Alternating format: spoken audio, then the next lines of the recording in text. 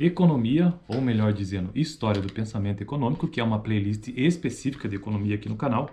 E eu estou construindo ela a playlist, né, baseada neste livro aqui. É uma playlist de introdução à história do pensamento econômico. Depois eu vou mudar de livro assim que eu finalizar ele.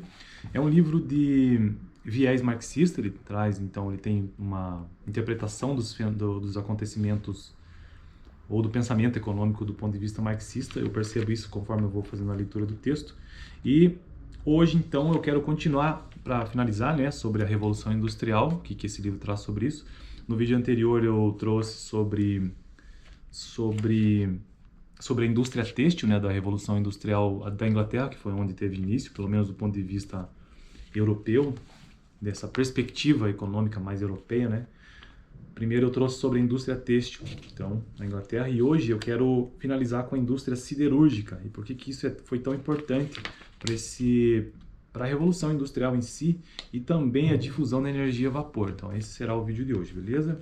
Eu não vou nem comentar sobre o vídeo anterior nem nada, dá uma olhada, eu vou deixar lá no final do vídeo sobre a Revolução Industrial, o início ali, né? E essa indústria têxtil, o quanto que isso foi importante. E a indústria siderúrgica, que lida com os metais, né, ela tem um papel bastante importante no desenvolvimento fabril, na verdade, no desenvolvimento fabril mecanizado, e hoje vocês já vão entender por quê. A indústria siderúrgica desempenhou um papel extremamente importante no desenvolvimento da produção fabril mecanizada. No início do século XVIII, a indústria siderúrgica inglesa era inexpressiva. Utilizava-se para a fundição um material pré-histórico, o carvão vegetal. Contudo, as florestas que antes circundavam as minas de ferro haviam sido quase totalmente devastadas. A Inglaterra foi obrigada a importar ferro fundido de suas colônias, bem como da Suécia, da Alemanha e da Espanha também, outros países da Europa. Em 1709, Abraham Darby desenvolveu um processo que permitia extrair do carvão mineral o coque, material que passou a ser utilizado no processo de fundição em lugar do carvão vegetal. Apesar da relativa abundância, bom, eu não entendo muito dessas coisas do qual é a diferença que existe entre carvão mineral e vegetal, mas eu deduzo que seja porque o carvão vegetal vem das árvores mesmo, né, dos materiais que envolvem as plantas. Já o carvão mineral é aquele que é extraído mesmo, né? Então, até então era utilizado isso daí, era o carvão vegetal, e pelo que o texto nos deixa claro, todas essas florestas que circundavam as minas de ferro já estavam exauridas, esgotando, né? Apesar da relativa abundância do carvão mineral nas proximidades das minas de ferro, já que o carvão vegetal já estava exaurido, somente no final do século XVIII,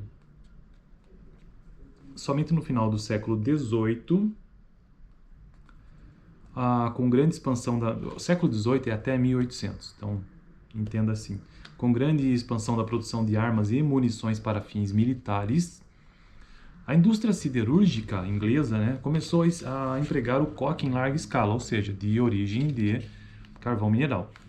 O crescimento da demanda favoreceu o desenvolvimento do processo de pudlagem, que eu não sei o que é, o qual eliminou o excesso de carbono deixado pelo coque. A introdução desse novo processo deu origem a uma série de inovações, entre as quais a laminação, o alto forno, o martelo a vapor e os tornos mecânicos para metais. Então veja bem, os tornos mecânicos para metais.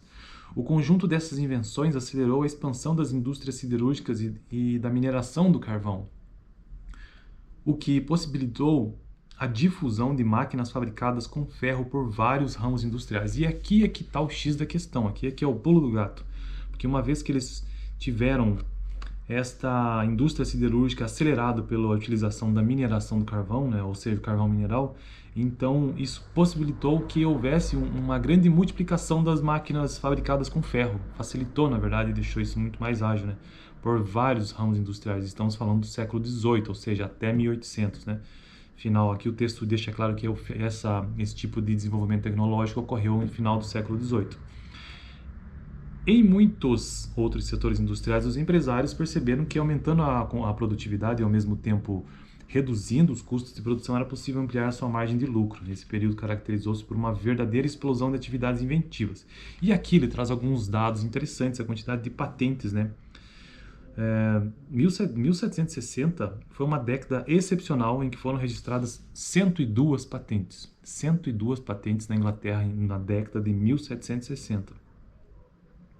E aí oscilou. Por exemplo, de 1700 a 1709, só para comparar, foram 22 patentes. Enquanto que 1750 a 1759, essa década de 50, 92 patentes. Em compensação, nos anos seguintes, veja bem, a partir de 1760, a média de patentes registradas foi de 205 na década de 60, 294 na década de 70 e, incrivelmente, 477 patentes na década de 1780. Isso realmente foi incrível, né? E a Inglaterra colhe os frutos disso até hoje, né? Das inovações introduzidas nesse período, a mais importante foi, sem dúvida, e olha só, vamos supor que no final do... Supor não, o dado está aqui, né? Na década de 1780, 477 patentes. E aqui ele diz que uma dessas patentes, uma que se destacou muito foi o desenvolvimento da máquina a vapor. As primeiras máquinas a vapor começaram a ser utilizadas industrialmente na década de 1700. Contudo, eram tantas as dificuldades mecânicas que seu uso ficou restrito ao bombeamento de águas nas minas. Mas, em 1769, James Watt projetou uma máquina com especificações extremamente precisas, em que o impulso retilíneo de um pistão podia ser convertido em um movimento rotativo. Já um fabricante de Birmingham, chamado Bolton, interessou-se pelo projeto e associou-se a Watt. Com os recursos financeiros de Bolton, lançaram-se a produção em larga escala da máquina a vapor. Então aqui é que teve também a grande virada, né? Nos últimos anos do século, a água cedia rapidamente lugar ao vapor como principal fonte de energia na produção manufatureira. Estamos falando das indústrias, né? A difusão da energia a vapor acarretou profundas mudanças sociais e econômicas. As principais cidades manufatureiras... antes de entrar nesse texto, deixa eu ver o que ele diz aqui numa citação. Este grande acontecimento, acho que vale a pena essa leitura aqui. Este grande acontecimento, a invenção da máquina a vapor, inaugurou a última fase mais decisiva da Revolução Industrial.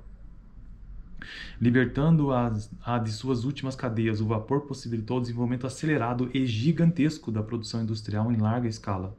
Ao contrário da energia hidráulica, que era o que tinha antes, na verdade se manteve, mas também era o que era predominante, né? Energia a vapor diferente da energia hidráulica.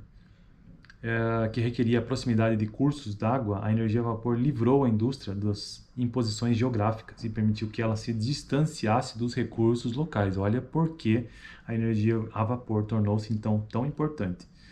Onde fosse possível adquirir carvão mineral a um preço razoável, instalava-se uma máquina a vapor. Então, carvão mineral e máquina a vapor sempre juntas. A Inglaterra possuía carvão mineral em abundância, cujo emprego no final do século XVIII destinava-se aos mais variados fins. Por outro lado, a produção de uma vasta rede de canais reduziu consideravelmente o custo do transporte do carvão, tornando-o mais barato. A Inglaterra transformou-se assim num país privilegiado, com condições únicas para o crescimento da indústria. As fábricas já não precisavam mais ficar confinadas nos vales, à margem de rios caudalosos, onde haviam ensaiado seus primeiros passos. Como a gente já viu em vídeos anteriores, né, as primeiras indústrias realmente ficavam próximas de rios. Tornou-se possível trazê-las para a proximidade dos mercados onde provinha as matérias-primas e nos quais vendiam seus produtos, ou para as proximidades dos centros populacionais mesmo, e recrutavam mão de obra. A aglomeração das indústrias, erigidas uma ao lado da outra, deu origem a gigantescas cidades industriais, de aspecto enegrecido, com as máquinas a vapor despejando ininterruptamente densas nuvens de fumaça. E para finalizar o vídeo de hoje, uma citação mostrando quais foram essas principais cidades. As principais cidades manufatureiras experimentaram um crescimento realmente espetacular. A população de Manchester, por exemplo, estimada em 17 mil, veja bem esses números, 17 mil habitantes em 1760, subiu para 237 mil habitantes em 1831. E em 1851, 20 anos depois, já estava em 400 mil habitantes. A produção de bens manufaturados praticamente dobrou na segunda metade do século XVIII e cresceu a um ritmo ainda mais intenso no princípio do século XIX. por volta de 1801, cerca de 30% de toda a força de trabalho existente na Inglaterra estava empregada nas atividades manufatureiras e mineradoras. E em 1831, esta cifra ascendeu para cerca de 40%. Os imensos centros urbanos manufatureiros que surgiram em consequência da Revolução Industrial e nos quais predominava o sistema fabril modificaram profundamente a fisionomia da Inglaterra. O rápido crescimento da produtividade acompanhou essa transformação e levou a Inglaterra à condição de potência hegemônica. E ela se transformou realmente, né, no plano político e econômico do século XIX. Esse foi o grande século, né, da Inglaterra, o século XIX. Isso será abordado em capítulos posteriores. No próximo vídeo eu farei a leitura e também comentários sobre a consagração do liberalismo clássico.